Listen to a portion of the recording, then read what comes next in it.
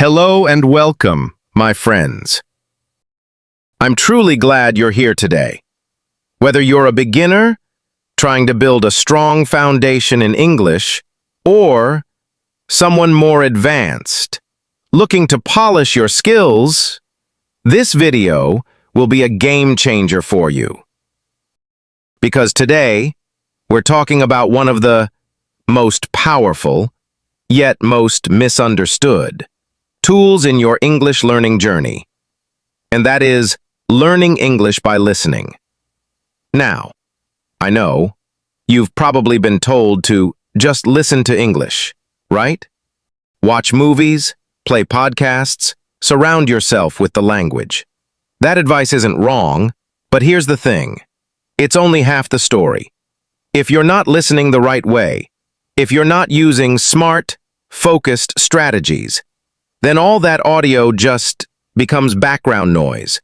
And no matter how many hours you spend watching Netflix, your English won't magically improve.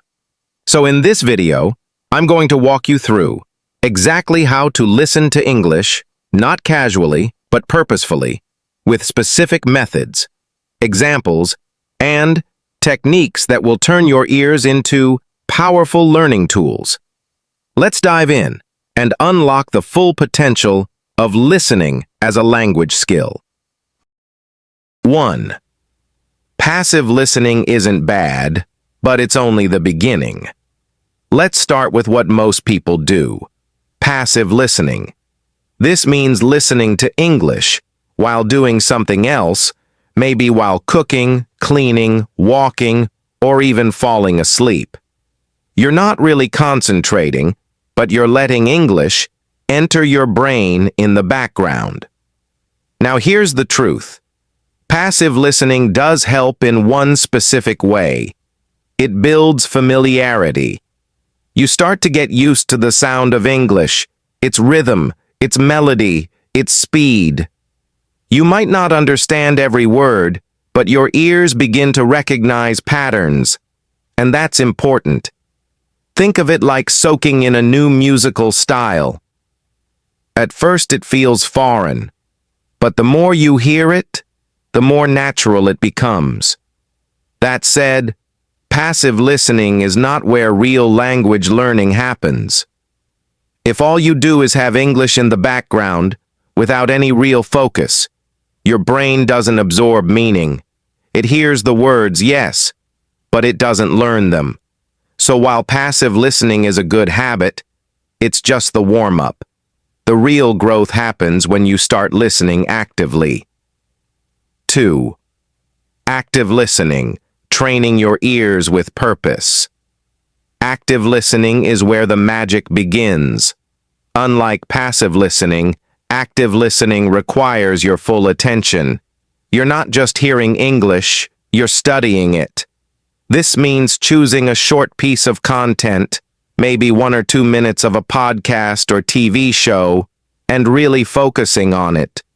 You listen carefully, you pause, you rewind, you write down what you hear, you guess the meaning of unfamiliar words from the context, and then check if you were right. You notice the speaker's intonation, how their voice rises and falls. You catch the little words that are easy to miss, like gonna, wanna, or kinda. This is where your ears start becoming sharp. Let me give you an example.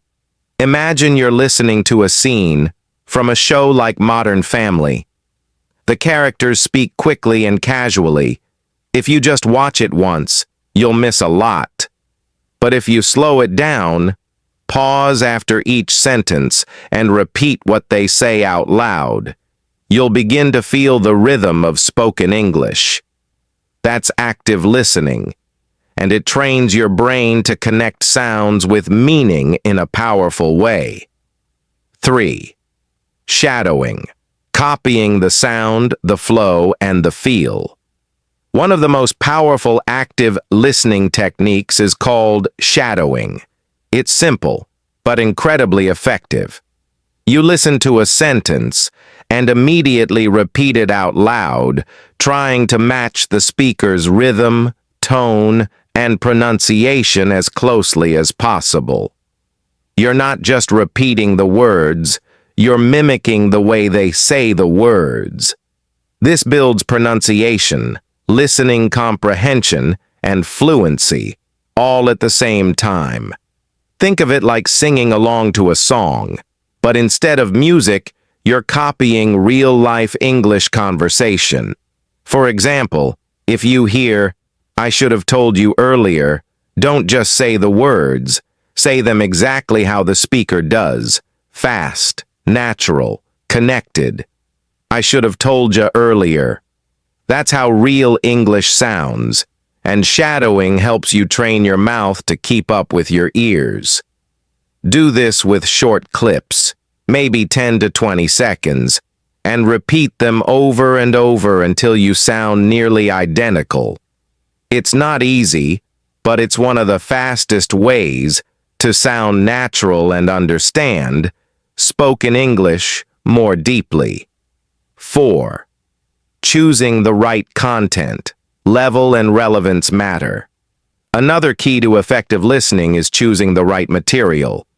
If you're a beginner and you try to listen to a political debate or a stand-up comedy routine, you'll feel lost, frustrated, and discouraged.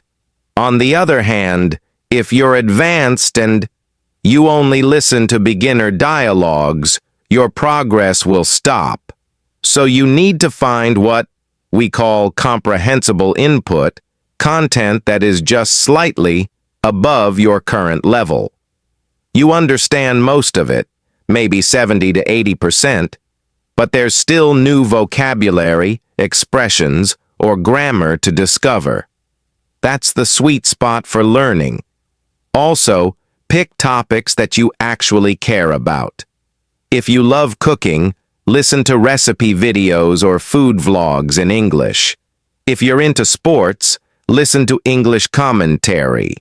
When you care about the content, your brain pays more attention and learning happens naturally. So remember, level and interest both matter. Don't just listen to English, listen to the right English for you. 5. Set specific listening goals. Don't just press play.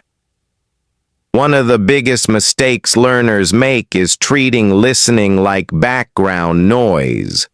They just press play and hope they'll understand something.